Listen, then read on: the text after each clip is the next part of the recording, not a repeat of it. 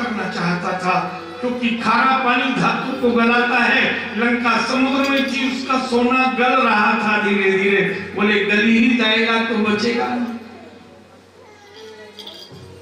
पर समुद्र का जल रावण मीठा नहीं कर पाया। चौथी रावण की इच्छा थी कि सोने की मेरी नगरी इतनी सुंदर है, अगर इस सोने में सुगंधी और हो जाए तो यहाँ रहने का आनंद ही। बहुत से लोग होते हैं अपने आप को सुगंधित करने को परफ्यूम प्रयोग करते हैं। रावण की भी वही इच्छा थी, सोने में सुगंधी हो जाए तो बड़ा सुख मिलेगा, लेकिन वो इच्छा भी रावण की पूरी नहीं। कालांतर में यही रावण, जिस दिन तुम्हें माया से प्रेम आए ना, तो समझ लो हमें संसार में ही रहना है। और जिस दिन जिस पल तुम्हें भगवान से प्रेम आए, तो समझो वैकुंठ में हमारी जाने की तैयारी परमात्मा चाह। रावण त्रिकालदर्शी भी होकर माया के वशीभूत हो गया और उसने अपने तीनों भाइयों की सारी संपत्ति ले ली। अनादिकाल के धन में पाप का प्रवेश होता है। कालांतर में एक त्रिकूट पर्वत पर रहता था, वनवासी था रावण। जब उसका जन्म हुआ, हमें दो प्रकार की कथा मिलती है।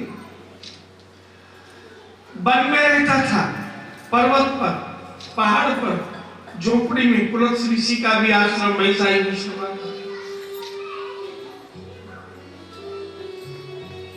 एक बार कैलाश पर भगवान शिव बैठे थे। नारद जी नारायण नारायण करते आए। सती सामने बैठी थी। भगवान कभी हंसते कभी रोते, समाधि में देखकर मुस्कुरा जाते। अरे नारद, बहुत दिनों में आए, कितने बरस बाद आए हो? नारद जी बोले, मेहमान उसी के घर आते हैं जहाँ खाने पीने को मिले और बढ़िया रहने को मिले। आप तो खुद ही पहाड़ पर बैठे हो, एक बड़ का पेड़ है और ना मेहमान के रहने की ना खाने की व्यवस्था। देखो भगवान नारायण का कितना सुंदर वैकुंठ मणि का बना हुआ। इंद्र की अलकापुरी देखो, ब्रह्मा का ब्रह्मलोक, अरे यमु की भी यमुपुरी देखो, कितनी सुंदर। आपके पास, आपने विवाह तो कर लिया शिव से, लेकिन उन्होंने आपको अभी तक घर बनाकर घरवाली नहीं बनाया।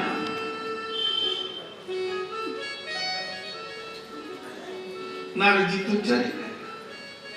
शिव जी से कहा सती ने, सुनो जी, मैं चाहती हूं कि मेरा इतना बड़ा घर बने कि 33 करोड़ देवता हमारा परिवार है, एक साथ 33 करोड़ लोग रह जाए। हमारे भारत की प्रजा 135 करोड़ हो चुकी है, तो इतना बड़ा घर हो कि 33 करोड़ देवता रह जाए। भगवान शिव बोले, देखो आनंद में रहो, मैं भी तब करता रहूं, फिर घर बनाऊंगा, फिर मेहमान आएंगे, उनकी व्यवस्था करो, फिर उत्सव मनाओ, कभी एनिवर्सरी मनाओ, कभी बर्थडे मनाओ, कभी एक नहीं। लेकिन आज त्रियाहट, मुझे घर दो, घर चाहिए, मैं घर वाली बनूंगी। भगवान शिव ने विश्वकर्मा जी को बुलाया। ये कारीगर हैं जो देवताओं के भवन बनाते हैं। विश्वकर्मा जी आए, सती ने कहा, ऐसा घर बनाओ जो त्रिलोकी में किसी का नहीं। अब सारा हिसाब लगाया। विश्वकर्मा जी बोले, चांदी का लोक तो है ब्रह्मा जी का, पर सोने का लोक किसी ने नहीं बनाया, क्योंकि सोने में कलयुग का भी निवास है, श्रापित है, और सोने में कृष्ण का निवास भी है, वो वरदान प्राप्त हुआ है। ये कथा भी मैं आपको सुनाऊंगा। स्वर्ण को वरदान भी प्राप्त हुआ, ये कृष्ण का रूप भी है और ये कलयुग का रूप भी है। लेकिन कलयुग का रूप वो स्वर्ण है जो अनाधिकार का है, दूसरे के अधिकार का हमारे घर में आता है, और जो हमारी सच्ची कमाई से आता है वो साक्षात कृष्ण का रूप होता है। और आप देखें, सोना काला ही होता है। अगर किसी ने सोने का बुरादा देखा हो, एकदम काला कृष्ण की भांति, वो तो ताप से प्रभावित होकर परिवर्तित रंग होता है। आजकल सफेद सोना भी आता है, पीला भी आता है, पर वास्तव में एकदम काला है, कृष्ण है। रावण ने इसी त्रिकुट पर्वत पर रहते हुए शिव की साधना और आराधना की थी, भक्ति। इधर आज विश्वकर्मा जी ने कहा सोने की नगरी किसी की है नहीं, सोने की नगरी में आपकी बना देता हूं। बोले बनाओ। अब जैसे ही बनाई 33 करोड़ लोग एक साथ रह सकते हो। देवताओं को पता चला तो देवता बोले विश्वकर्मा जी से, हमें गोखा मोखा झरोका खंबा कुछ भी बना के हमें उस भवन में स्थापित कर दो जहां जगत पिता और जगत माता की लीला होगी, भगवान शिव और सती की। सारे देवताओं को भवन तैयार। इतने में ही 9 ग्रहों को पता लगा। ये 9 के 9 ग्रह बोले कि हमें भी लीला देखनी। विश्वकर्मा जी ने कहा सब तैयारी तो हो गई है, भवन तैयार है, अब इतना ही हो सकता है कि जहां शिव सती बैठेंगे उस सिंहासन को ऊंचा करके 9 सीढ़ी बना देते हैं। बोले कुछ भी बनाओ। बोले तुम्हारे ऊपर शिव सती चरण रखकर सिंहासन पर बैठेंगे। तो सबसे नीचे सूर्य, उसके ऊपर बृहस्पति जी, उसके ऊपर भृगु शुक्र और उसके ऊपर चंद्रमा, मंगल बुध राहु केतु, और सबसे ऊपर शनि। शनि के ऊपर चरण रखकर शिव और सती लीला करेंगी। 4 पैरों में, एक पैर में मृत्यु, एक में यमराज और 2 में अश्विनी कुमार।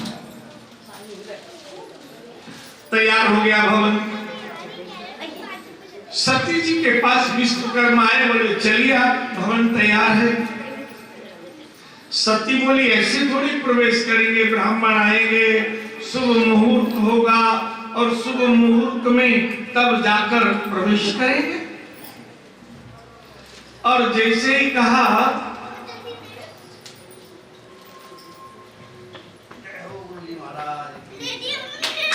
जैसे ही प्रवेश तब करेंगे जब ब्राह्मण है।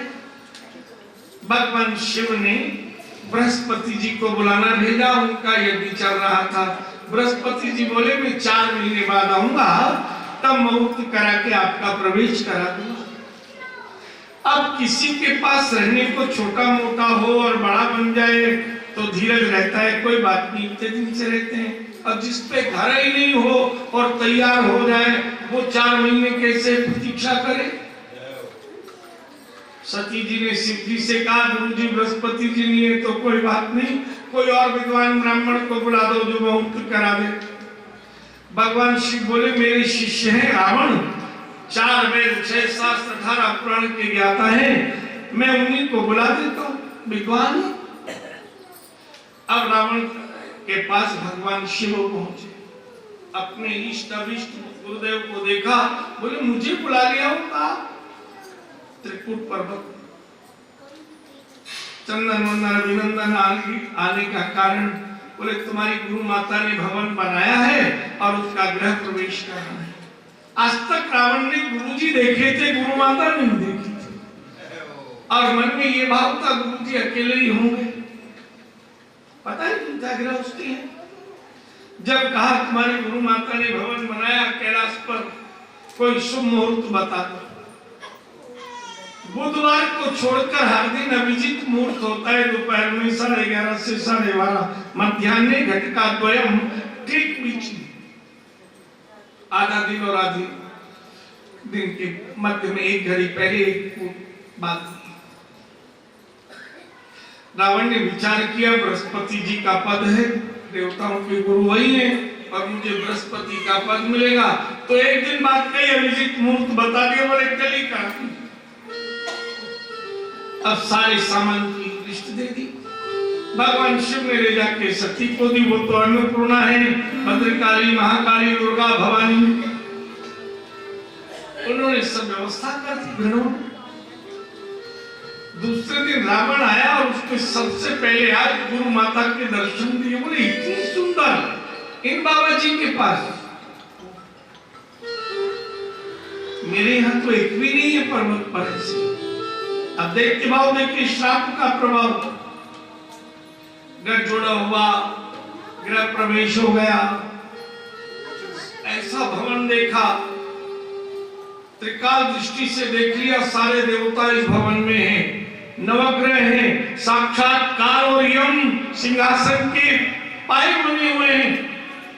इतना ईश्वरी गुरु जी के पास इतना वैभव, पूरी पूजा करा दी, सब विधि विधान हो गया और तभी भगवान शिव ने कहा गुरु जी दक्षिणा मांगो। रावण बोले सब आप ही ने तो आशीर्वाद में दिया है, अब आपसे क्या मांगू, जो इच्छा हो दे दो। बोले नहीं, तुमने जो जो मांगा है मैंने तुमको दिया, आज भी मांग लो। रावण ने कहा अगर देना ही है गुरु जी तो ऐसा करो, अपनी घरवाली और घर दोनों ही दक्षिणा में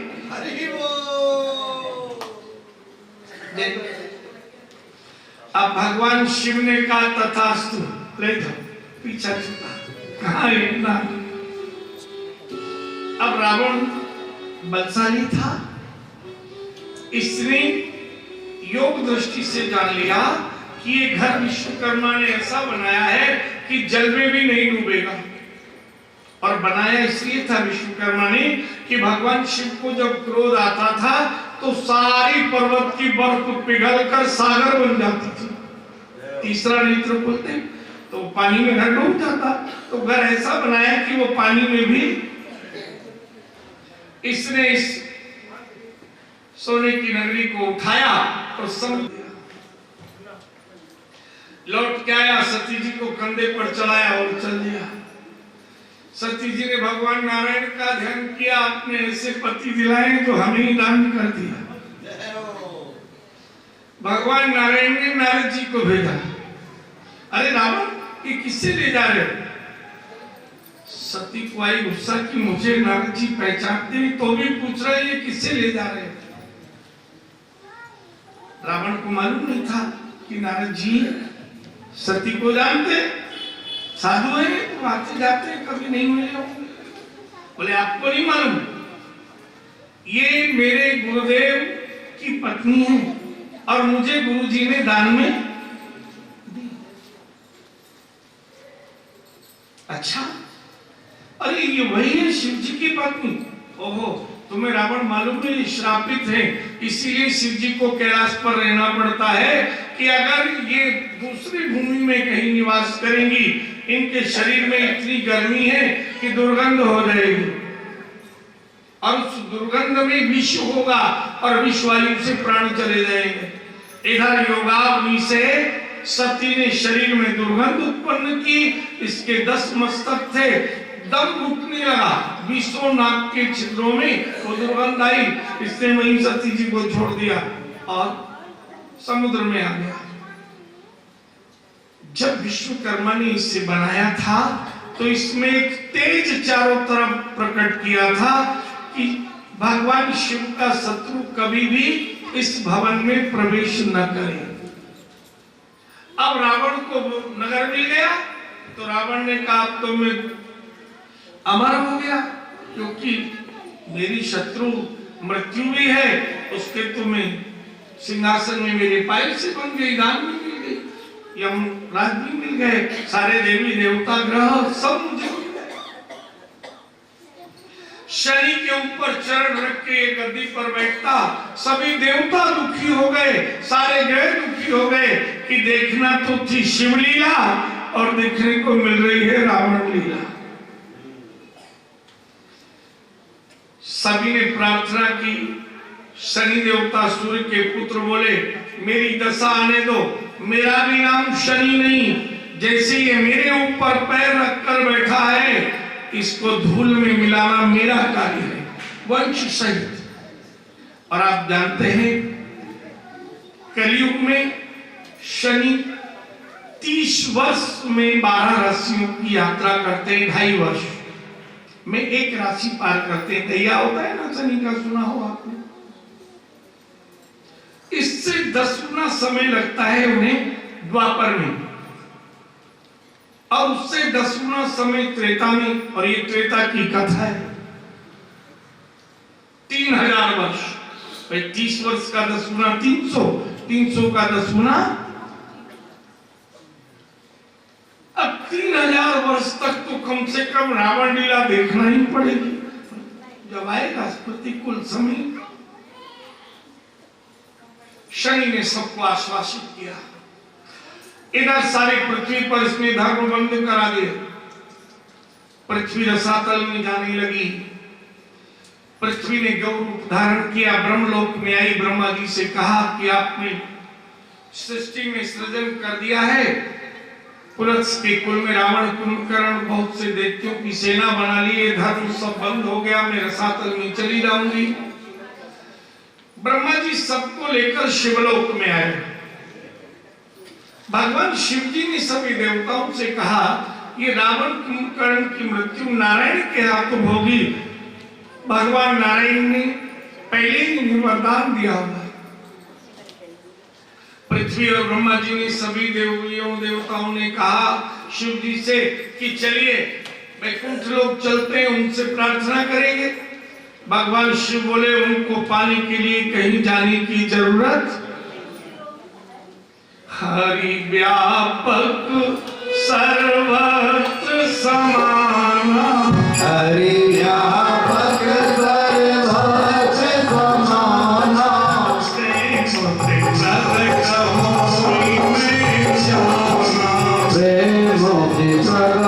होई नहीं जाना। प्रेम से प्रकट होते सर्वत्र समान रूप से व्याप्त हैं। और उदाहरण भी दे दिया गोस्वामी जी ने अगली चौपाई में, अग जग में सब रहित विरागी, अग जग में सब रहित विराजे, प्रेम से प्रभु प्रगटै जिमि आसी, प्रेम से प्रभु प्रगटै जिमि आसी। जैसे पत्थर पर पत्थर की चोट लगे तो अग्नि प्रकट होती है, ऐसे ही प्रेमी प्रभु का प्रेमी बनकर प्रभु का स्मरण करे तो प्रभु प्रकट हो जाते हैं। अब सब देवताओं ने स्तुति आरंभ की। जय जय अविनाशी, हे अविनाशी भगवान, घट घट में निवास करने वाले आपकी जय हो। भगवान ने स्तुति को सुन लिया और तभी आकाशवाणी हुई, सभी देवताओं निर्भय हो जाओ, मैं शीघ्र अवतार दूंगा।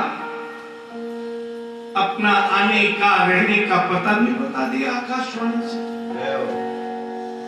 कश्यप अदिति महातप कीना, कश्यप अदिति महातप कीना,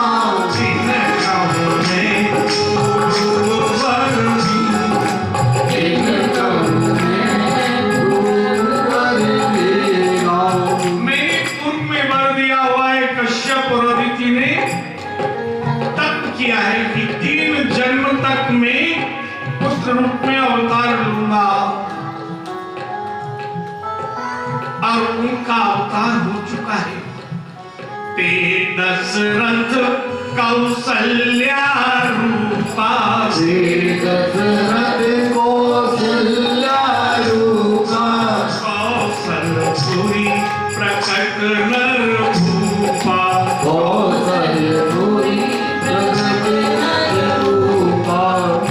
दशरथ और कौशल्या के नाम से अवध प्रदेश अयोध्या में राजा और रानी के रूप में अवतरित हो गए। इनके ग्रह अवतरियों जाई इनके घर उनके घर जाकर जन्म लूंगा अंशों के सहित और देवताओं को कह दिया निर्भय हो देव समुदाय सारे देवता निर्भय हो जाओ। ब्रह्मा जी ने भी सुना, शिव जी ने भी सुना और ब्रह्मा जी ने कहा सभी देवता रूप धारण कर भगवान नारायण की सेवा के लिए अवतार लो। सभी देवताओं ने अंश से पृथ्वी पर अवतार लिया, नर और वानर बने। जाम्बवान जी ने वृक्ष का अवतार लिया। ये जाम्बवान वृक्ष है ब्रह्मा के अवतार, ब्रह्मा के अंश से जन्म हुए। स्वयं भगवान शिव ने कहा मैं वानर बनूंगा, हनुमान बने। पवन देवता नर नाम के वानर बने, अग्निदेव नील नाम के वानर बने, सूर्य ने सुग्रीव नाम के वानर का अवतार लिया, इंद्र बाली नाम के वानर बने। सबने वानर का रूप धारण कर प्रभु की सेवा करने के इधर प्रतीक्षा करने लगे।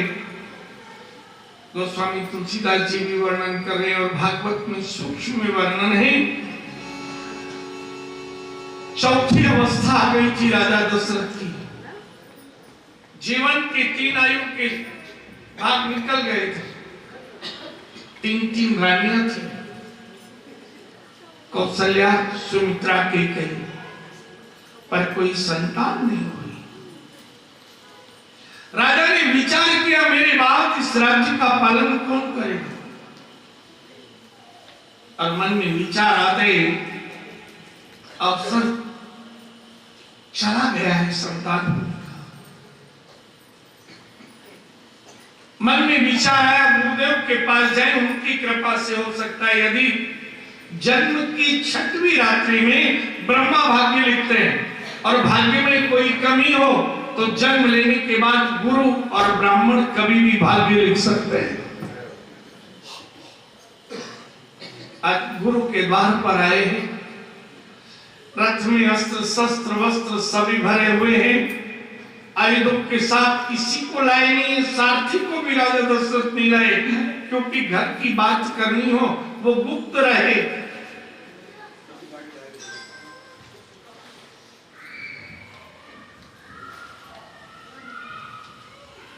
गुरु जी चंदन बंदन अभिनंदन किया। गुरु जी ने कहा सब ठीक है जी। गुरु जी बोले कोई समाचार? निज दुख सुख सब बुराई सुनायो। अपना दुख कि बाकी तो सारे सुख है, पर एक दुख है मेरी कोई संतान नहीं है। और तब क्या किया वशिष्ठ जी ने? तब वशिष्ठ बहुविधि समझायो। तब वशिष्ठ जी ने अनेक प्रकार से समझाया। राजा दशरथ से कहा तुम्हारे भाग्य में संतान नहीं है। राजा ने विचार किया, निपुत्रा मुझे कहेंगे, मेरी पत्नी को बांझ कहा जाएगा, तीनों को क्या करूंगा मैं जीकर? मेरी पत्नियों को दूसरा लगेगा, जब मेरे भाग्य में है ही नहीं तो मरने के बाद कौन मुझे जल पिलाएगा, कौन श्राद्ध का अन्न देगा? मुझे प्रेत बनना पड़ेगा। पुण्यम नरकांत्रायते पुत्र, गर्भ में दोबारा जन्म नहीं हो, उससे पुत्र ही उद्धार करता है। राजा के मन में क्लेश, दुख और भय, प्रेत बनना पड़ेगा। राजा सत्यव्रती है, मन में विचार किया क्या करूंगा मैं जीकर जिसमें पत्नियों का भी अपमान हो और किसी दिन मुझे भी कानों में सुनना पड़ेगा राजा तुम निपुत्री हो, भाग्यहीन हो, कर्महीन हो, तुम्हें ऐसा कोई कर्म और भाग्य नहीं मिला कि तुम्हें संतान मिले। राजा ने विचार किया मन में, कामना पूरी नहीं हो तो क्रोध में परिवर्तित होती। दुकान से सोचकर चले कि 8:30 घर पहुंचेंगे, भोजन करेंगे, 9 बजे वहां मिलने चले जाएंगे। और घर आए और भोजन नहीं मिला या घर पे ताला बंद, बोले पत्नी कहाँ है, बोले चली गई है सहेली के घर। अब वो क्रोध में, मैंने घर रखा है, रखने की जरूरत क्या है, क्रोध आए। राजा दशरथ की कामना पूरी नहीं हुई तो क्रोध में परिवर्तित हुई, रथ लेकर आज राज्य की ओर नहीं गए, जंगल की ओर चल दिए। जो भी जीव दिखाई देता उसको मार देते। मैं अपने पुण्य, अपने धर्म को समाप्त करूंगा, मैं शीघ्र मरूंगा, प्रेत तो बनना ही है। सारे दिन हत्या करते रहे। रात्रि का समय एक सरोवर के बगल में वृक्ष पर शब्द वेदी बाण लेकर अंधेरी रात में चढ़ गए। जैसे ही शब्द आएगा, कोई जीव जल पीने आएगा, मैं बाण मारूंगा। रात्रि का समय ही 16 वर्ष की आयु के ब्राह्मण पुत्र श्रवण कुमार अपने नेत्रहीन माता पिता को डोले में लेकर जा रहे थे। रात्रि का समय, वायु चल रही, अंधेरी रात, उस सरोवर की जल में लहरें आवाज आ रही। श्रवण पुत्र को पिता ने कहा, पुत्र लगता है लहरों के स्वर सुनाई दे रहे हैं, आसपास में कहीं जल है, जाओ प्यास लगी है, जल लेकर आओ। उस नेत्रहीन माता पिता को पुत्र ने वन की देवी और वन देवता के भरोसे छोड़ दिया। पात्र लिया। अब जंगल में आवाज आ रही तो ढूंढना पड़ता है, चारों तरफ की आवाज गूंजती है। रात्रि में सरोवर ढूंढा और जैसे ही खाली पात्र को जल में डुबोया, गुरुप शब्द हुआ और दशरथ के हाथों से शब्द वेदी बाण उस बालक के हृदय में लगा और बालक के मुख से आवाज निकल पड़ी, मां।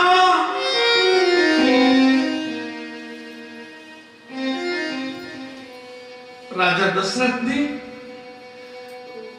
मनी मन विचार किया, तो निपुत्री था ही, आज तुमने अपने हाथों से किसी मां की कोख उजाड़ दी, किसी बालक के प्राण ले लिए। उतर के आए वृक्ष से, देखा चंदन तिलक लगा हुआ, बाल योगी रूप, गले में माला पहने हुए, पीतांबर धारण किया हुआ, लगता है ये तो कोई ब्रह्म हत्या हो गई। सहारा दिया हाथ का,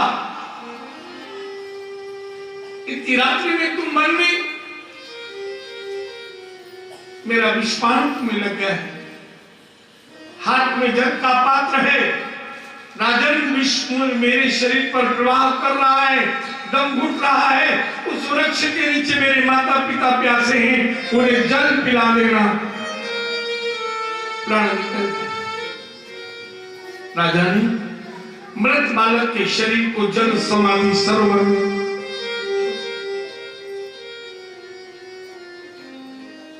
जल के पात्र को लेकर चल दिए। जो लोग नेत्र के बिना रहते अंधे होते हैं, उनके कान तेज होते हैं, और जिनके कान कमजोर होते हैं उनकी आंख तेज होती है। भगवान दोनों को कम नहीं करता।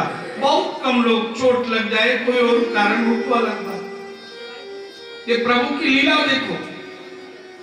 अब नेत्रहीन माता पिता को जो चरणों की चाप की आवाज आई, जो आ रहे थे, वो अलग सुनाई दी। तुम कौन हो, तुम कौन हो? कहीं कोई शेर चीता ना आ रहा हो, जंगल है, नेत्रहीन है। शब्द से हिंसक पशु भाग जाते हैं। अगर कभी शेर भी आपके पास आ जाए ना, आप जोर जोर से चिल्लाइए, भाग जाएगा। शेर उसी को पकड़ता है जो चुप रहता है। चुप रहना हो तो सांस रोक लो, मरा हुआ समझकर शेर छोड़ देगा, मरे हुए को शेर कभी नहीं खाता। लीला देखो, उस लीलाधर की साधना देखो, साधक देखो, ज्ञान जिसे है वो अपनी रक्षा कर लेते हैं। जोर जोर से कहा, कौन हो तुम, कौन हो? लेकिन आवाज पास में आती गई और तभी नेत्रहीन पिता का हाथ पकड़कर पात्र दशरथ ने दे दिया। नेत्रहीन पिता ने पात्र तो पहचान लिया और दशरथ का हाथ छूकर कहा, पात्र तो हमारा है, पर जिन हाथों से पात्र हमारे हाथ में आया है वो हाथ हमारे। कौन हो तुम? राजा दशरथ रघुवंशी है, सत्य बोल दिया। मैं इस अवध प्रदेश का राजा रघुवंशी दशरथ हूं। हमारा पुत्र कहां है? शब्द वेदी बाण लेकर सरोवर पर था। आपके पुत्र को विष बाण लगा, प्रयाण हो गया, जल समाधि दे दी। आप जल पी लीजिए, प्यास बुझाइए, मैं आपको रथ पर लेकर राज्य में चलूंगा। पुत्र के सारे साधन मैं करूंगा, समय पर भोजन, सारी सुविधाएं। नेत्रहीन ब्राह्मण और ब्राह्मणी दोनों ही पुत्र के वियोग में क्षण भर तो रोए और तभी क्रोध उत्पन्न हुआ ब्राह्मण को। कमंडल में से जल लिया और कहा, राजन, जिन हाथों से तूने हमारे पुत्र के प्राण लिए, उन्हीं हाथों से हमें जल पिलाकर प्राण की रक्षा के लिए जल पिलाना चाहता है। जिन हाथों ने पुत्र के प्राण लिए, हाथों का जल कैसे पिएंगे हम? मैं श्राप देता हूं, जैसे पुत्र के वियोग में मैं प्राण दे रहा हूं, तुम्हारे 4 पुत्र होंगे और तुम पुत्र के वियोग में भूखे प्यासे ही प्राण दोगे। राजा के ऊपर जल छोड़ दिया। राजा ने ब्राह्मण के चरण पकड़ लिए, हे ब्राह्मण देव, मेरे भाग्य में संतान नहीं थी, अब कम से कम 4 पुत्र तो होंगे। श्वास रोक ली नेत्रहीन ब्राह्मण ब्राह्मणी ने, कपाल का भेदन हुआ, उनके प्राण पयन कर गए, सरोवर में उनको जल समाधि दी। राजा दशरथ ने अब कोई हत्या नहीं, सीधे गुरुजी के पास आए। गुरुजी बोले, सारी प्रजा सैनिक तुम्हें ढूंढ रहे, कहां गए थे, कहां से आ रहे हो? बोले, गुरुजी बाद में पूछना, पहले मेरा भाग्य देखो। गुरुजी ने भाग्य देखा दशरथ का, जिस भाग्य में लिखा था निसंतान, वहां लिखा था 4 पुत्रों का पिता। गुरुजी बोले, 4 पुत्र होंगे। धरहु धीर होए सुत चारी, धरहु धीरे हो ये सुत चारी, धरहु धीरे ये सुत चारी, मोहन सुत चारी, धरहु धीरे त्रिभुवन विदित भगत भय हारी, त्रिभुवन विदित भगत भय हारी, धरहु धीर होए सुत चारी, धरहु धीरे होए सुत चारी। भाग्य में तो गुरुजी कोई साधन हो, कौन सा व्रत करे, कौन सा जप करे, कौन सा दान करे, कौन सा यज्ञ करे, जो भाग्य में प्राप्त कल होना है वो आज ही मिल जाए। धर्म और पुण्य क्या करता है, जो तुम्हें सुख मिलना है वो आज से ही मिलना आरंभ हो जाता है। ये धर्म करता है, पुण्य की गति है। वशिष्ठ जी ने कहा, राजन, मैंने तुम्हारे राज्य में अन्न का भक्षण किया है, पुरोडास यज्ञ करने से पुत्र की प्राप्ति हो सकती है। श्रृंगी ऋषि है तुम्हारे राज्य में, केवल फल भक्षण करते हैं, उनके द्वारा यज्ञ करने पर तुम्हें संतान की प्राप्ति होगी। राजा ने कहा तो बुलाइए। सैनिक भी ढूंढते हुए राजा को आ गए थे, क्योंकि एक दिन रात से राजा का पता नहीं था। सैनिकों को कहा जाओ, वशिष्ठ जी ने बुलाना भेजा था, श्रृंगी ऋषि आ गए। श्रृंगी ऋषि वशिष्ठ बुलावा, पुत्र काम शुभ यज्ञ करावा, और आज्ञा दी वशिष्ठ जी ने पुत्र की कामना से पुत्रष्ट यज्ञ कराओ। स्वयं वशिष्ठ जी भी ब्राह्मणों के साथ अयोध्या में पधारे। पुत्रष्ट यज्ञ ऐसा होता है, उसमें ब्राह्मण आहुति देते हैं, यजमान केवल स्वाहा शब्द बोलते हैं। भगत सहित मुनि आहुति देने, प्रगटे अग्नि चरु कर लीने। तीनों रानियां और दशरथ जी स्वाहा स्वाहा बोलते। अग्निदेव प्रकट हुए चरु लेकर, वशिष्ठ जी ने ले, और वशिष्ठ जी ने यज्ञ का प्रसाद लेकर कहा, ये हबी बात देव नृप जाई, जथा जोग जय भाग बनाई। इस हविष्यान्न को जाकर बांट दो यथा योग्य भाग बनाकर। केकई बड़ी प्रसन्न हुई कि महाराज मुझसे रोज कहते हैं कि मैं तुमसे ही प्रेम करता हूं, बाकी दो रानियों से तो केवल दिखावटी व्यवहार करता हूं। अब तो ये सारा प्रसाद मुझे ही मिलेगा। बड़ी प्रसन्न, आज मेरा कितना सम्मान होगा, आज मेरे सम्मान का बल सर्वश्रेष्ठ होगा। और तभी देखा केकई ने, राजा दशरथ ने वो भाग लिया और उसके दो भाग किए। मेरे अलावा भी एक रानी को और मिलेगा। चलो पहले तो मुझे ही मिलेगा। और तभी राजा दशरथ ने क्या किया, केकई की जगह कौशल्या को बुला लिया। आज बड़ी बड़ी बन गई। आज सुख का अवसर आया तो केकई को नहीं पूछा, कौशल्या को। और उसमें भी क्या किया, अर्धभाग कौशल्य, आधा कौशल्या को दे दिया। अब तो केकई को आया, राजा दशरथ ने भी देख लिया, केकई को क्रोध आ गया, कौशल्या जी ने भी देख लिया, क्रोध आ गया, सुमित्रा ने भी देख लिया, वशिष्ठ जी ने भी देख लिया। अब राजा में इतना पुरुषार्थ और हिम्मत नहीं थी राजा दशरथ में कि केकई को अपने हाथ से दे दे। जो आधा बचा उसके दो भाग किए, और सुमित्रा जी से कहा एक तुम ले लो और एक उनको दे दो। मैं इतनी भी सम्मान के लायक नहीं रही कि अपने हाथों से मुझे देते, सौतन के हाथों से दिला।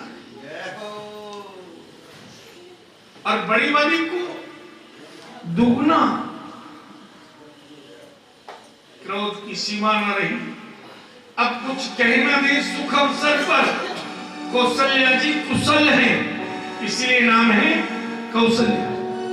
उन्होंने अपने हिस्से के दो भाग बनाए और सुमित्रा जी से कहा ये भी छोटी बहन को दे दो।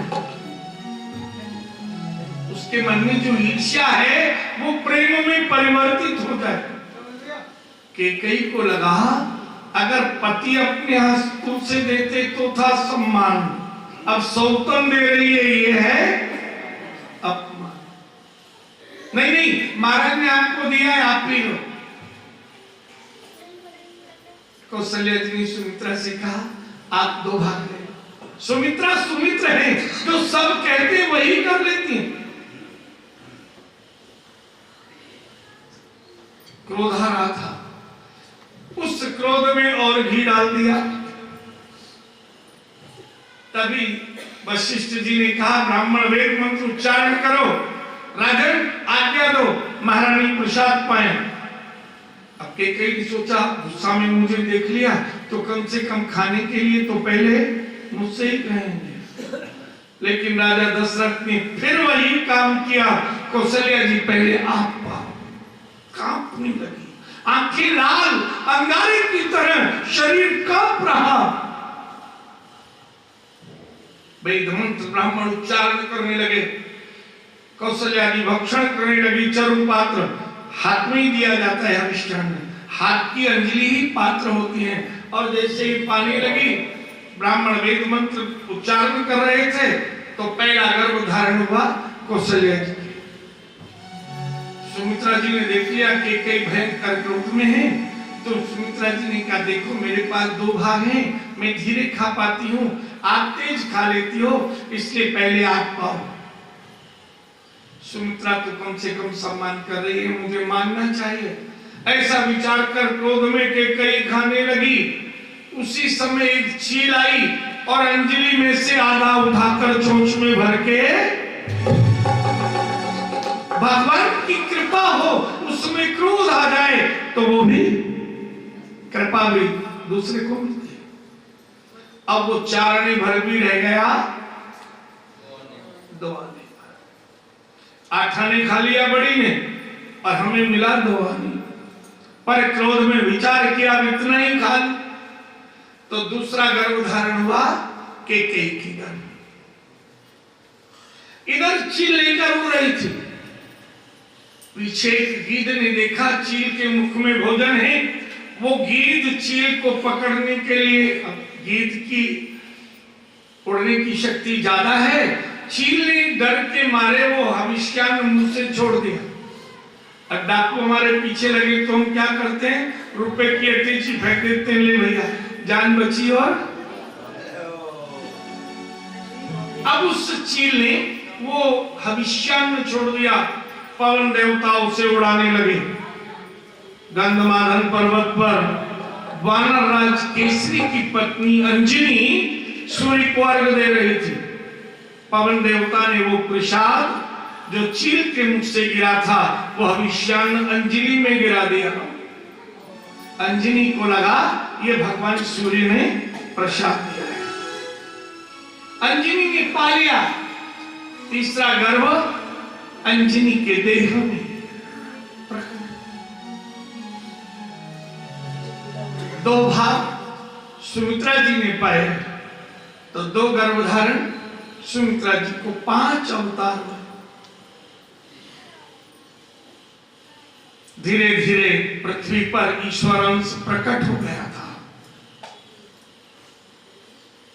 जा दिन ते हरि गर्भ आए, सकल लोक सुख संपत्ति छाए।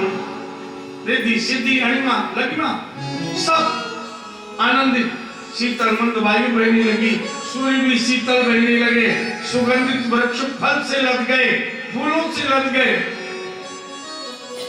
धीरे धीरे समय व्यतीत होने लगा। चैत्र मास शुक्ल पक्ष नवमी तिथि, बिल्कुल मध्य दोपहर का समय, ठीक 12 बजे कौशल्या के गर्भ से अवतार हुआ। 4 भुजाओं से श्याम वर्ण। कौशल्या जी ने बड़ी सुंदर स्तुति की। भय प्रगट कृपाला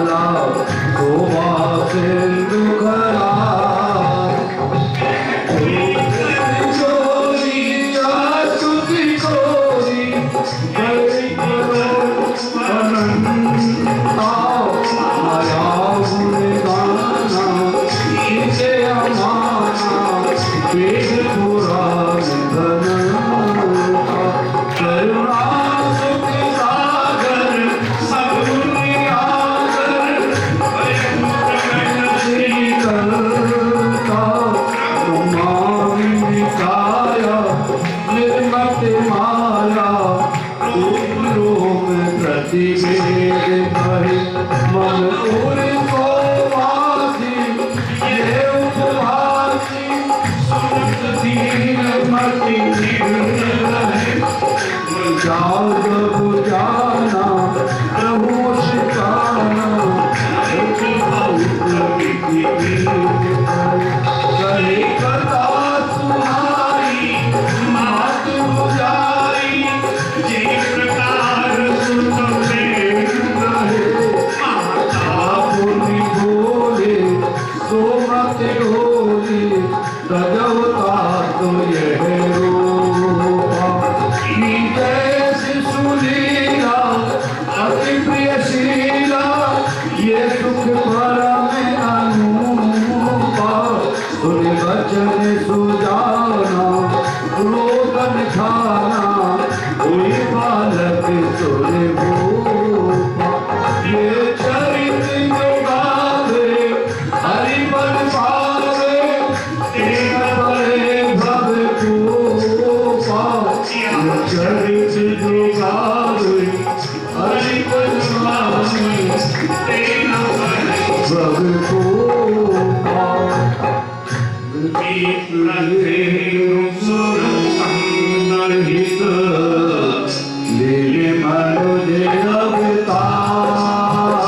मनुज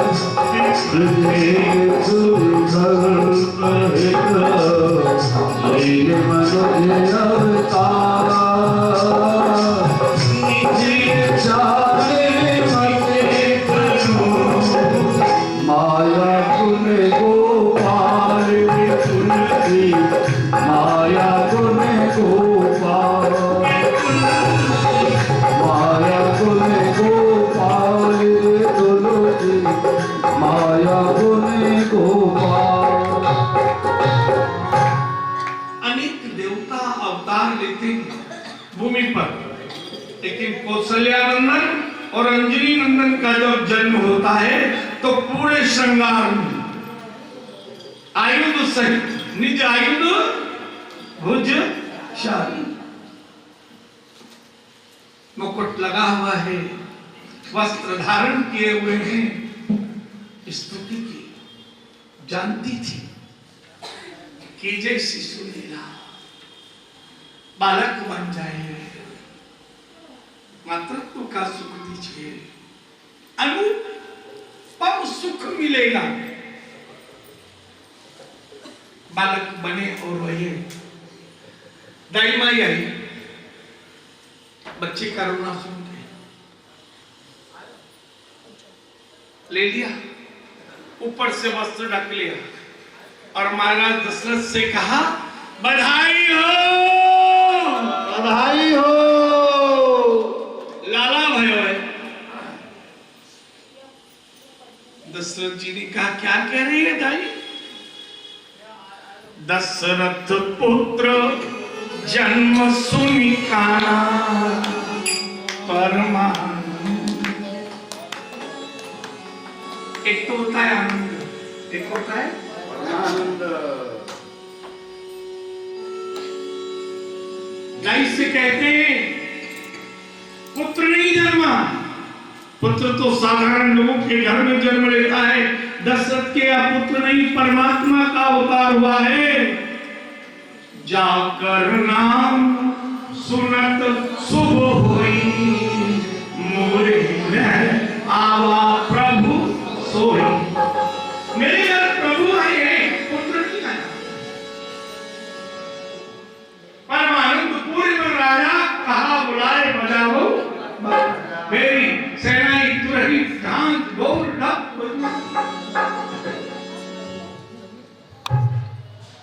गुरु वशिष्ठ ग्रह गए हकारा, आए बीजन सहित परिवार। ब्राह्मणों के परिवार के साथ वशिष्ठ जी भी आए। दसवीं के दिन प्रातः काल 4 बजे कैकेयी नंदन का अवतार हुआ।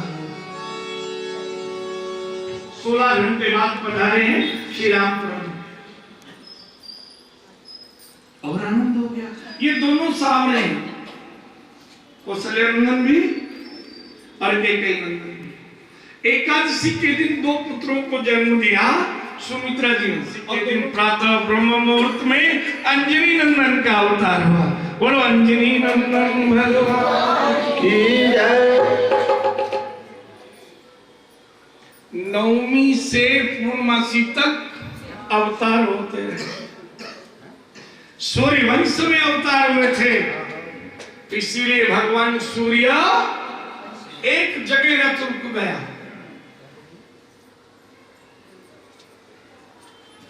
एक महीने तक रथ चला ही नहीं, गति रुक गई। दिन कितना बड़ा हो गया? एक महीने का।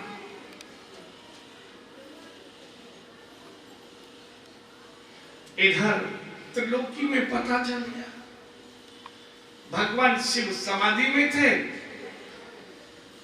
पार्वती जी ने तैयारी की, बधाई दे आऊंगी और बधाई ले। पार्वती जी ने कहा मैं अयोध्या में जा रही हूँ, दशरथ जी के यहाँ पुत्र जन्म हुआ है, बधाई दे आऊंगी। एकदम समाधि टूट गई। तो आकाशवाणी में कहा था ना, कौशल्या के घर तो इष्टदेव का अवतार हूं मैं। पार्वती मैं भी चलूंगा। अरे घर में ही रहो, सोबड़ में केवल स्त्रियां जाती है, आदमियों को नहीं ले जाया जाता। ऐसा करो ना, अपनी चोली दे दो, लहंगा दे दो और एक चुनरी दे दो। बोले इतनी बड़ी आपकी दाढ़ी है, बोले लंबो घूंघट कर लूंगा। पार्वती जी बोली मेरा लहंगा आपके घुटने तक आएगा। पार्वती जी थी नाटी, शिव जी लंब तड़ंगा। बोले स्त्रियों की चाल दूसरी होती है, आदमियों की चाल दूसरी, पकड़े जाओगे। शिव जी बोले मैं तो जाऊंगा। बोले वहां पुरुष नहीं जाते, तो एक काम करो, अपना बच्चा बना के ले चलो। बोले ले तो जाती और कोई पूछेगा कि पार्वती तेरे छोरा भयो और तुमने नाम बताया। अब परिचित मिल गई कोई तो क्या कहूंगी, मैं नहीं ले जाऊंगी। अब शिव जी को छोड़ के पार्वती चली गई। शिव जी ने बालक रूप लिया, शमशान में गए। पहले तो पूरी मुर्दे की भस्म लपेटी और अयोध्या के द्वार पर जोर जोर से रोने लगे। इधर पूरी अयोध्या के अवधवासी जितनी नारियां थी वो सब दधी कांदा लेकर महल में बधाई हो रही। पार्वती जी वही कौशल्या के पास जाकर बैठ गई। मंगल उत्सव हो रहा और द्वार पर आकर शिव जी बालक बनकर जोर जोर से रोए। अब द्वारपालों ने देखा ये तो रो रहे, चुप कराया, चुप नहीं हुए। एकदम नंग धड़न मुर्दे की भस्म की दुर्गंध भी आ। उस द्वारपाल ने कहा तेरे घर कहाँ है? तेरे घर का कोई नहीं है? है। कहाँ है तुम्हारे घर के? अंदर। अब उस द्वारपाल ने कंधे पे उठाया, अरे जी को छोड़ा हुआ ले लो। अब जिसके बच्चा थे उन्होंने देखे मेरे तो यही है, और जो घर छोड़े वो घर पे होंगे। अब किसी ने देखा ही नहीं। अब जिसके होए वही तो देखे। अरे जिसका छोरा हो, दो चक्कर लगाए, बूढ़ो बड़ो हो द्वारपाल, थक गए, बोले तेरे घर की कोई ना है तो खुद ही गई। कहाँ है? सबसे आगे। अब द्वारपाल आयो, कंधा पे हाथ धर दियो, जय मेरे घर की। अब तो द्वारपाल आप जानो, बूढ़ो बड़ो हो, बड़ोड़ा बेलक हो, बैठ रही धर्म मनसी, बिल्कुल सज सजाए के छोरा को कैसे नंगे छोड़ रहा क्यों, कब ते रोवे। देखा शिव जी को, पार्वती ने गोद में ले लिया। अब आ गई गुस्सा, मुर्दे की भस्म लपेटे, अब जनन मनसी कर रहे, तो गलती से एक मुट्ठी मार दी शिव जी ने। तो मैया को गुस्सा आवे तो कर दे, रोवे ही होवे, चुप ना होवे। और जैसे ही मुट्ठी मारी शिव जी जोरते रो, और इधर रोए शिव जी, उधर कौशल्या की गोद में कौशल्या नंदन रोए। अब दोनों रो रहे। कौशल्या जी बोली मेरे छोरा डर गयो, या ते पूछो का कहे। बगल में एक बैठी बोली भूखो होगा दूध पिया दे। अब दूध कैसे पिया मैं?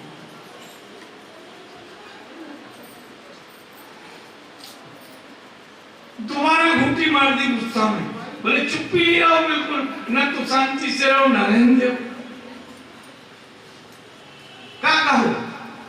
बोले ऐसा करो, मुझे एक जगह पे बिठा दो और दूसरी जगह पर कौशल्या के छोरा को बिठा दो। बोले हाथ को छोरा जन्म हो जल्दी से दूसरे की गोद में नहाए दे। बोले आप कहो दे देंगे। अब कौशल्या जी ने बात करते देखा। कौशल्या जी बोली का कहे छोरा?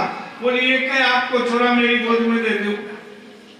अब कौशल्या जी तो कुशल है, बंदा बाल रूप से तो भगवान है। अब एक जगह पे तो बैठे हैं बाल रूप में शंकर जी और दूसरे में कौशल्या को छोरा जैसे ही बिठायो दोनों गले मिले। बोलो रामेश्वर भगवान की जय। दोनों गले मिले, मुस्कुराए, फिर गले मिले। अब तो बगल की स्त्री बोली जन्म जन्म की पहचान दिखे। और आप जानो कोई मंगल उत्सव में आनंद आवे तो सब खड़े हैं, हम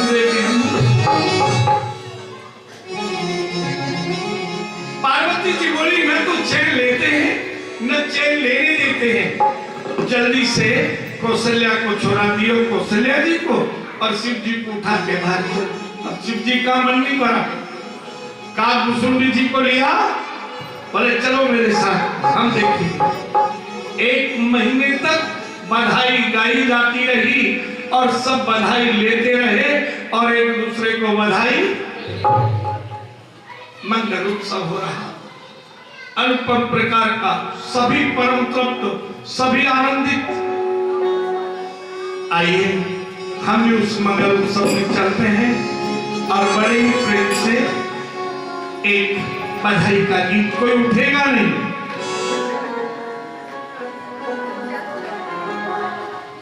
प्रगटे हैं चारों अवध में बाजे बजती, प्रगटे हैं चारों भैया अवध में बाजे बधैया। बाजे बधैया को बाजे बधैया, ओ बाजे बधैया करे बाजे बधैया। तेरे चारों भैया अवध में बाजे बधैया। प्रगटे चारों भैया अवध में बाजे बधैया।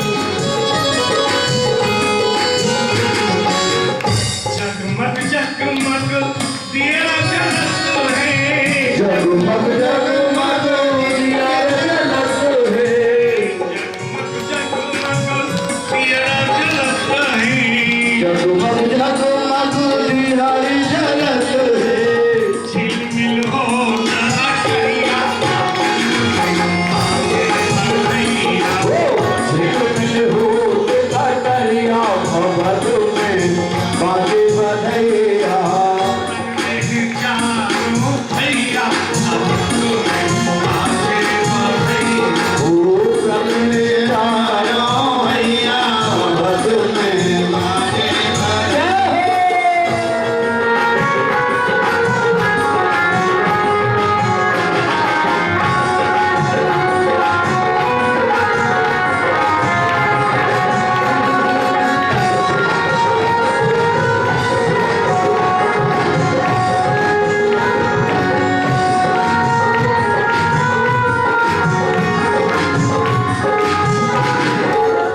कौन लुटावे हीरा मोती कौन लुटावे हीरा मोती कौन लुटावे रुपया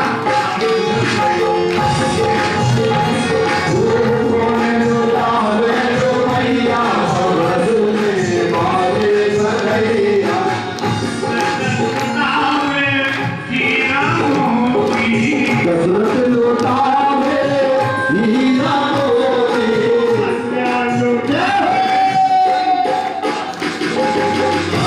ओ मैया लुटावे रुपया अवध में बाजे बधैया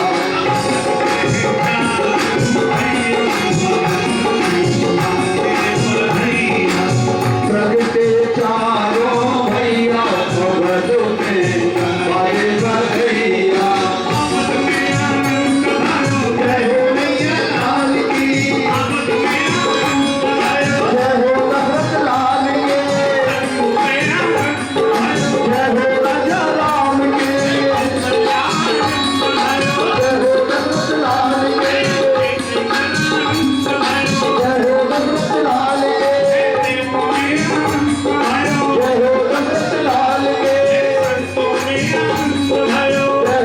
राम की जय हो दशरथ लाल की जय हो राजा राम की जय हो दशरथ लाल के जय हो दशरथ लाल के जय हो दशरथ लाल के जय हो दशरथ लाल के जय हो दशरथ लाल के जय हो दशरथ लाल के जय हो राजा राम के नंदन भरे जय हो दशरथ लाल कौशल्या ने जायो है लल्ला दिल्ली में हल्ला भयो कौशल्या ने जायो है लल्ला दिल्ली में हल्ला भयो हल्ला भयो री हल्ला भयो हल्ला भयो हल्ला भयो कौशल्या ने जायो है अवध में हल्ला भयो जायो लल्ला अवध में हल्ला भयो हल्ला भयो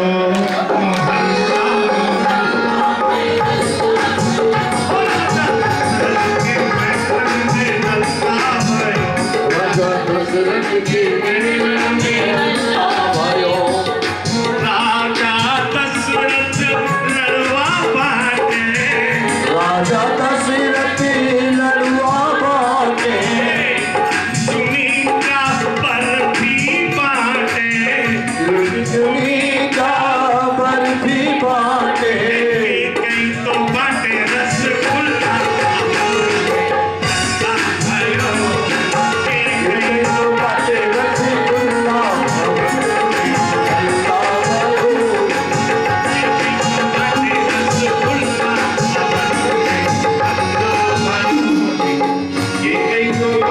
रसगुल्ला अवध में हल्ला भयो राजा दशरथ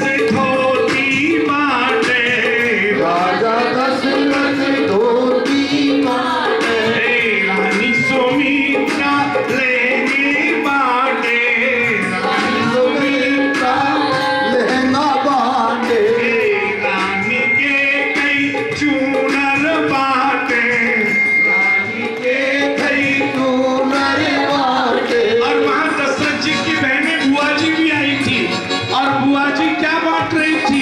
कुर्ता टोपी तू सल्ला मोहल्ला मोहल्ला कुर्ता टोपी तू सल्ला मोहल्ला में हल्ला भयो मोहल्ला मोहल्ला में हल्ला भयो मोहल्ला में हल्ला भयो दशरथ के महल में हल्ला भयो दशरथ के महल में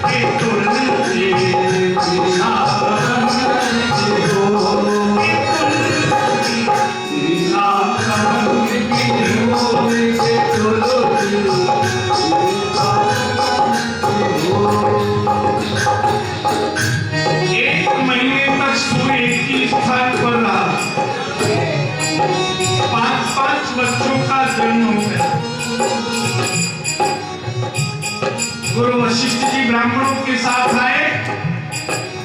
नंदी मुख सराध कर छात करम सब की। नंदी मुख सराध कर छात करम सब की। हाथक धेनु सब विप्रन कम तीन के।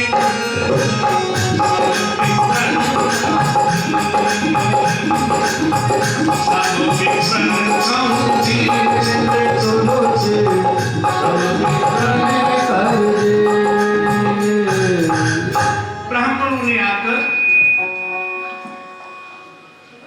नंदी मुख श्राद्ध कराया।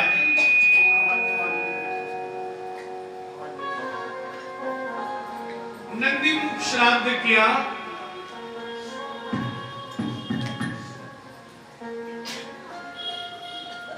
जब बालक जन्म होता था पहले नाल छेदन नहीं होता था।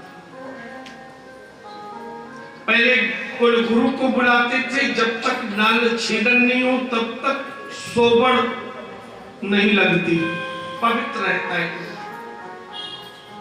पितरों का आशीर्वाद मिले उस बच्चों को, इसलिए पहले श्राद्ध कर्म। अब तो आजकल हॉस्पिटल में बच्चे होते हैं और जैसे जात कर्म, कुल देवता कुल देवी की पूजा करते थे ताकि बच्चे की दीर्घायु, मेधा विद्या बल बढ़े, धन बल बढ़े। ब्राह्मणों को खूब हाटक धेनु वचन मणि रथ दास दासी मणि वस्त्र दिए। नित्य बधाई होती। देवता ऋषि मुनि तीर्थ मंत्र श्लोक रूप धारण कराते और बधाई लेते। लेकिन 1 महीने तक बधाई बांटते रहे, कण भर भी कम नहीं हुई। जो भी बधाई मिलती सावरे सलोने कौशल्यानंदन पर वारते और दशरथ जी को ही दरस परस अरु मज्जन पाना हरई पाप का वेद पुराण। भगवान का दर्शन कर रहे थे, उसी में तृप्ति हो जाती। जिसके अंदर भगवान रहेंगे उसके अंदर माया नहीं रहेगी, और जिसके अंदर माया रहेगी उसके अंदर प्रेम गली अति सांकरी या में दो माया रहेगी। ब्रह्म धीरे धीरे चारों बालक बड़े होने लगे। अब देखिए माताएं 3 हैं, पुत्र 4, पर कैसे पालन करते हैं? कौशल्या जी के पुत्र को दशरथ जी रखते हैं, कैकेयी के पुत्र को कौशल्या जी रखती है, और सुमित्रा के 2 पुत्र हैं, एक को कैकेयी रखती है और एक को सुमित्रा।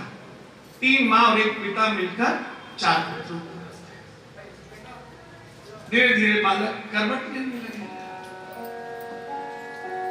एक दिन दशरथ जी ने हकारे को कहा, जाओ गुरुजी के द्वार पर जाकर कहो जब सुन मुहूर्त हो तो इनके नामकरण संस्कार करने पड़ा।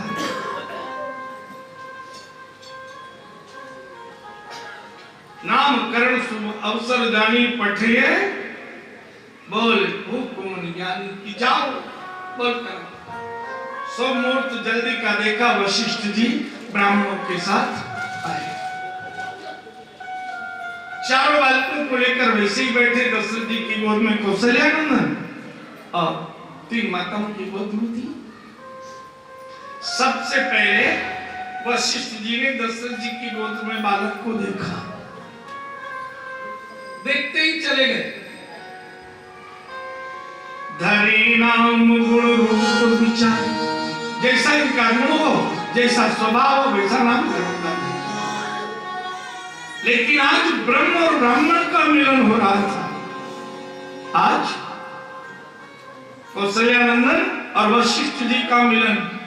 अब देख तो रहे हैं कौशल्यानंदन को, और कौशल्यानंदन को देखकर कहते हैं वशिष्ठ जी, जो आनंद सिंधु सुख राशि, जो आनंद सिंधु सुख राशि, सी करते त्रय लोक सुपासी, सी करते त्रय लोक सुपासी, सो सुख धाम राम असनाम, सो सुख धाम राम असनाम, अखिल लोक का यश विश्राम, अखिल लोक का यश विश्राम, जो आनंद सिंधु सुख राशि, जो आनंद सिंधु सुख राशि। महाराज दशरथ से कहा, ये बालक सुखों का और आनंद का समुद्र है, सुखों की खान है, आनंद की खान। आनंद रूपी समुद्र यही है, आनंद सिंधु। और त्रिलोकी में इसी से ही उपासना होती है। करते त्रैलोक, और ये सुखों का धाम है, इसका नाम राम है, और ये जन्म मरण मिटाने वाला है, अखिल लोकदायक। देखो मेरे पास तो राम जी हैं, और किसी पे राम जी हो तो हाथ उठा के बताओ किस पे राम जी सब पे। अब बताओ हुआ कहाँ है, कहाँ है राम जी ना। और सोचो, बताओ ये ब्रह्म प्रकाश जी राम जी कहाँ है। सरलता से समझे, हमारे इस काया में राम है, हमारी वाणी फिर समझे। जो आनंद सिंधु सुख राशि, मैं बोल रहा हूं आप सुन रहे हो, अगर आनंद नहीं आ रहा होता तो क्या 4 घंटे यहाँ बैठते। और मेरी ताकत देखो, मैं कितना ताकतवर हूं, इतनी बहनों को एक साथ चुप रख लेता हूं 4 घंटे। आप घर में रख के बताना,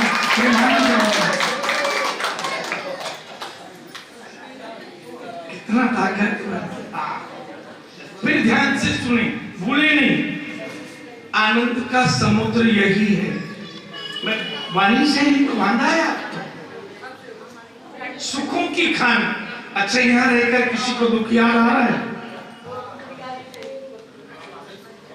अरे जानकी जैसा दुख तो हो नहीं सकता।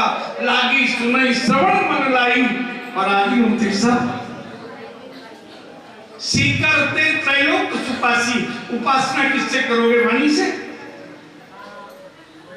सुखों का धाम, अरे सुख तो वही है जो परमात्मा मिल जाए, और जन्म मरण कौन मिटाएगा?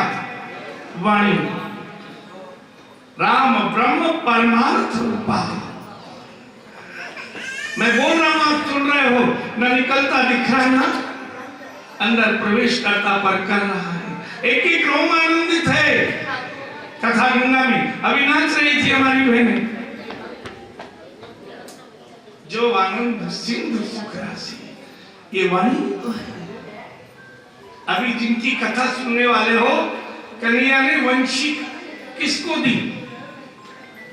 जब गए अक्रूर जी के साथ तो वंशी हम मनुष्यों को दे दी मुख में। इसी वाणी में सारे स्वर हैं, क्रोध के, लोभ के, माया के, प्रेम के, स्वार्थ के, उपासना के,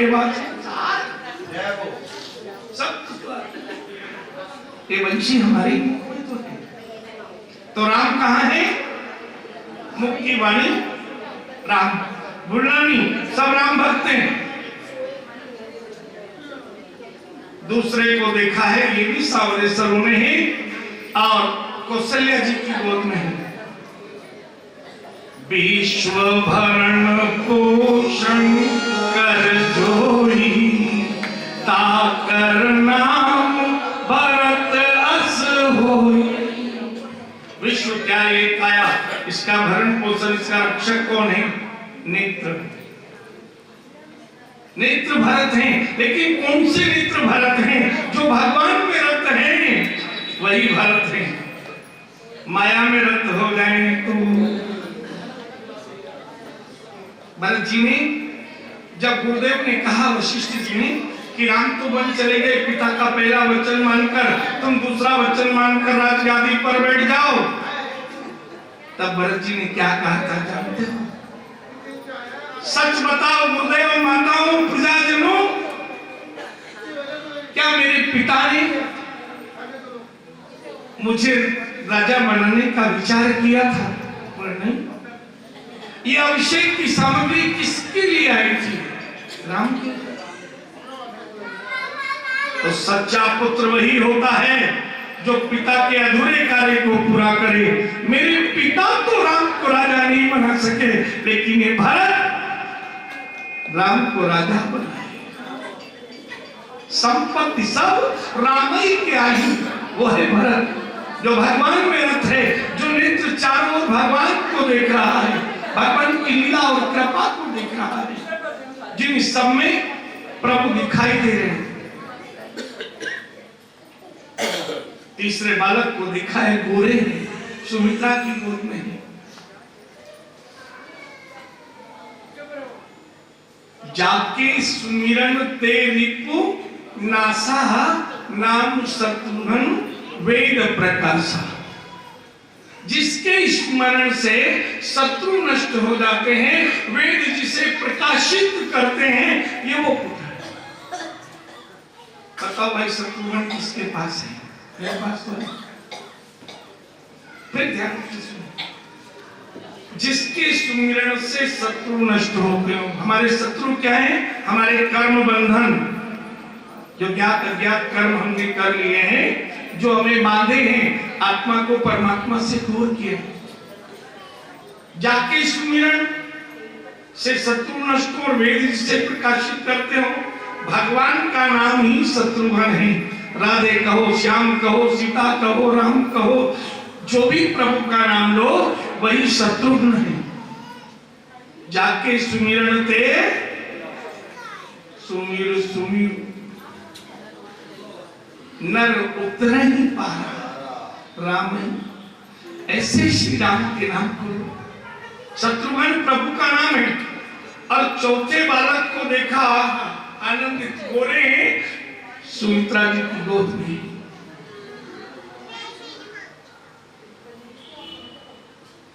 लक्ष्मण नाम रख दिया। गुरु वशिष्ठ कहते हैं, एक बात कही दशरथ जी, ये एक रूप दो देही, शरीर दो है पर ये एक ही है। लक्षण धाम राम प्रिय, सकल जगत आधार, गुरु वशिष्ठ तेहि राखा, लक्ष्मण नाम उदार। ये लक्षणों का धाम है, राम जी का प्रिय है, सारे जगत का आधार है। वशिष्ठ जी कहते हैं इसका नाम लक्ष्मण, और ये सबसे उदार है। इससे उदार, इससे भोला भाला कोई जगत में न हुआ और न। बताओ भैया, लक्ष्मण किस किस के पास है? लक्षणों का धाम है, राम का प्रिय, जगत का आधार। वशिष्ठ जी कहते हैं उदार। ये काया लक्ष्मण है। काया लक्षणों का धाम मनुष्य का शरीर है। और श्री राम ने क्या कहा?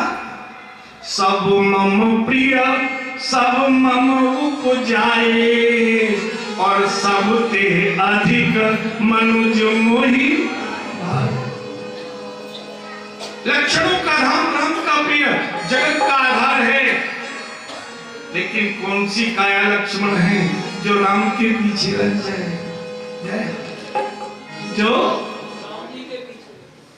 सबसे अधिक साथ मिला है तो लक्ष्मण को मिला है, उतना साथ जानकी को भी नहीं मिला, हनुमान जी को भी।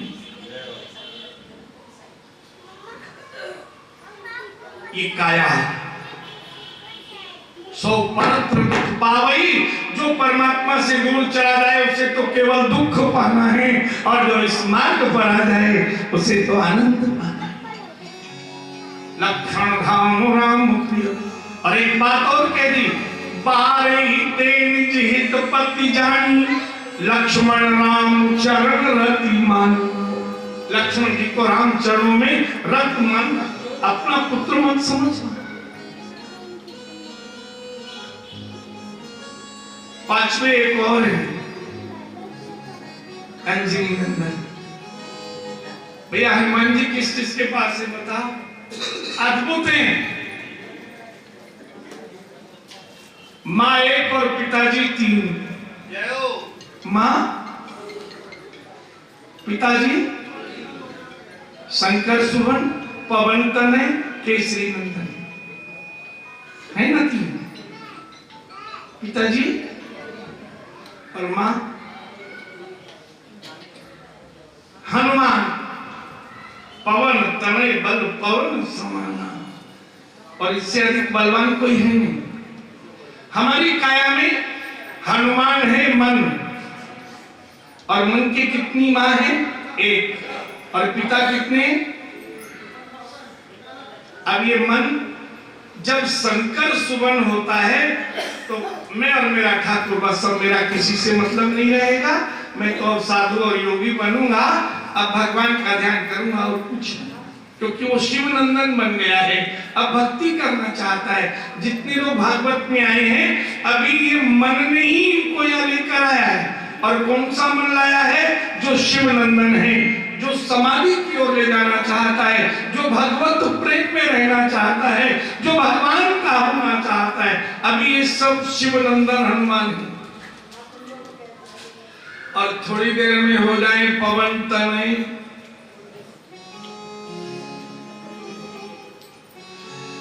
अगले साल छोरा को ब्याह करूंगा, 2024 में पोता होएगा, 25 में बड़ी गाड़ी लाऊंगा, 26 में लंदन जाऊंगा। पवन तने बल पवन समाना, ये करना है, वो करना है, ये करना, वो करना है, फैक्ट्री से वो फैक्ट्री है।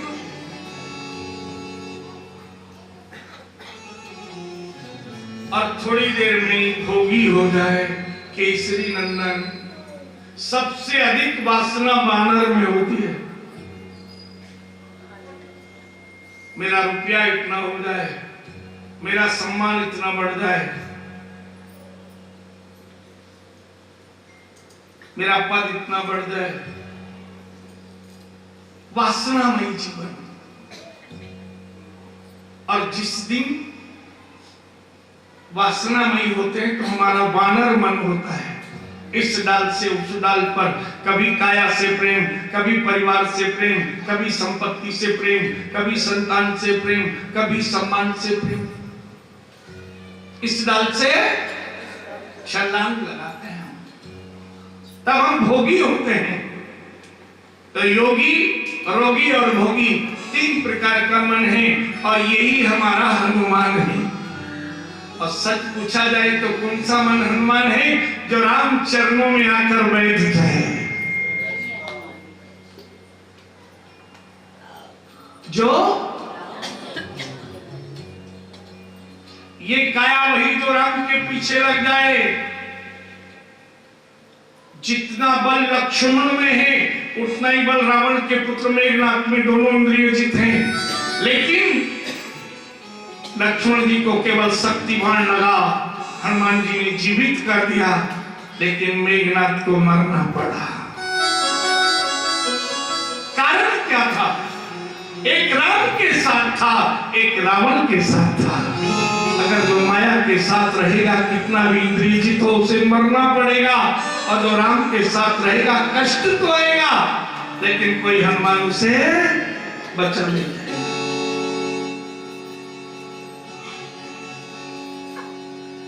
मेरे सिर पर सीताराम, फिकर फिर क्या करना, मेरे सिर पर सीताराम, फिकर फिर क्या करना, मेरे सिर पर सीताराम, फिकर फिर क्या करना, फिकर फिर क्यों करना, फिकर फिर क्या करना, फिकर फिर क्यों करना, मेरे सिर पर सीताराम,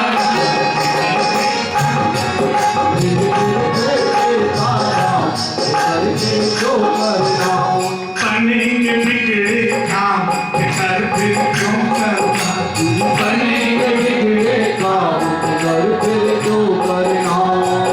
रघुवर श्री जानकी मैया, रघुवर श्री जानकी मैया, पितु रघुवर श्री जानकी मैया, रघुवर श्री जानकी मैया, फिर क्यों परेशान हो भैया, परेशान हो भैया, कटेंगे कष्ट तमाम, फिकर फिर क्या करना, उन्हें कटेंगे कष्ट तमाम, फिकर फिर क्या करना, नरक से ताजा, फिकर फिर क्या करना, फिकर फिर क्या करना, फिकर फिर क्यों करना, फिकर फिर क्या करना, फिकर फिर क्यों करना।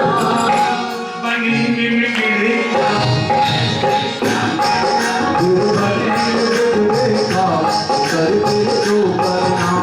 जो जन राम कथा सत्संगी, जो जन राम कथा सत्संगी, जो जन राम कथा सत्संगी, जो जन राम कथा सत्संगी, उनके सहायक श्री बजरंगी, उनके सहायक श्री बजरंगी, उनके सहायक श्री बजरंगी, उनके सहायक श्री बजरंगी, अतुलित बल के धाम,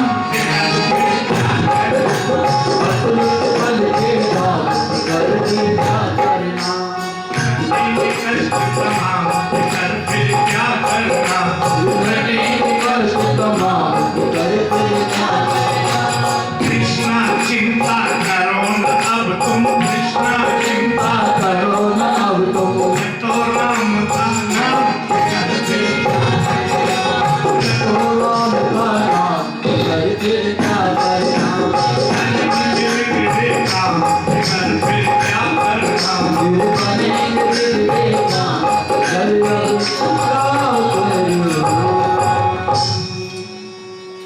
सूक्ष्म ही है कथा। राम वाणी है, भरत नेत्र है, प्रभु का नाम शत्रुघ्न है, शरीर लक्ष्मण है, और इस सब में जो प्रधानता है वायु रूप पवन तने वो मन। हनुमान जी को पकड़ लो, राम जी तो मिल जाएंगे। क्या करना पड़ेगा? हनुमान जी को पकड़ लो, केवल मन को तुम्हारे वश में कर लो, मनमोहन तो तुम्हारा हो जाएगा। बोलिए राजा रामचंद्र भगवान की जय। 4 दिन 4 रात कथा हो चुकी थी और तभी कहा, कथा को रोक कर सुखदेव जी ने, राजा परीक्षित तुम्हें भूख लगी होगी, प्यास लगी होगी, निद्रा आ रही होगी, थक गए होगे, अब मैं कथा को विश्राम दे देता हूं, 3 दिन की आयु बची है। परीक्षित बोले, ना नींद आई है, ना भूख लगी है, ना प्यास लगी है, मैं तो कथा से ही तृप्त हो गया। जो लोग 4 दिन से कथा सुन रहे हो, सच बताना, 4 दिन पहले जितना खाते थे क्या उतना ही खा रहे हो?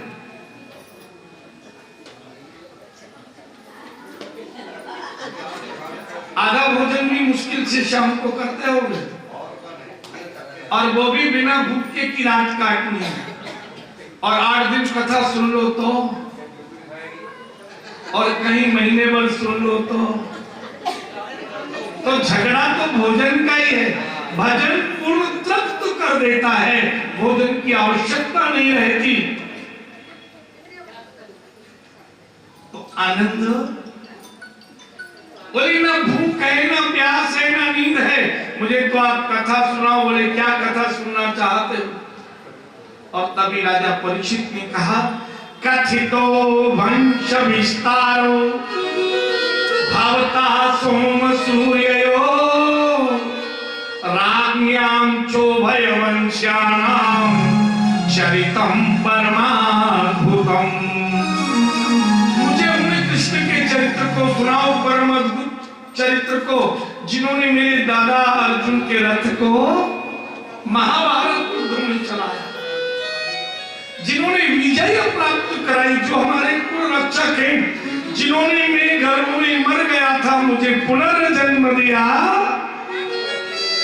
कथितो वंश विस्तारो, उनकी नहीं उनके वंश की भी विस्तार से और इतनी कथा सुनाओ कि जो 3 दिन रात बचे हैं केवल मैं उन्हीं की कथा सुनना चाहता हूं। 2 बार पावन नाम ले और उसी ओर चले। हमारो धन राधा श्री राधा श्री राधा, हमारो